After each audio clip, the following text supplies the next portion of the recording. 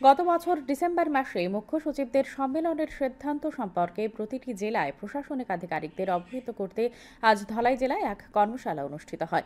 Ambassa town হলে আয়োজিত কর্মশালায় ধলাই, খোয়াই উত্তর এবং ঊনকোটি জেলার বিভিন্ন দপ্তরের আধিকারিকরা অংশ নেন। কর্মশালায় পৌরোহিত্য করেন মুখ্য সচিব জে.কে. সিনহা। কর্মশালায় পরিকল্পনা দপ্তরের সচিব এল.টি. ডারলং, শিল্প ও বাণিজ্য দপ্তরের সচিব কিরণ গিত্তে, গ্রামোন্নয়ন দপ্তরের সচিব অভিষেক সিং, বিজ্ঞান ও প্রযুক্তি দপ্তরের সচিব ডক্টর কে শশী কুমার, ধলাই, খোয়াই, ঊনকোটি উত্তর জেলার জেলা শাসকরা উপস্থিত ছিলেন। পরে ধলাই জেলার জেলা শাসক সাজু ওয়াহিদ বিকশিত ভারতের ক্ষেত্রে বিভিন্ন কাজের রূপরেখা কি হওয়া উচিত সেই বিষয়গুলি নিয়ে আলোচনা হয়েছে বলে জানান।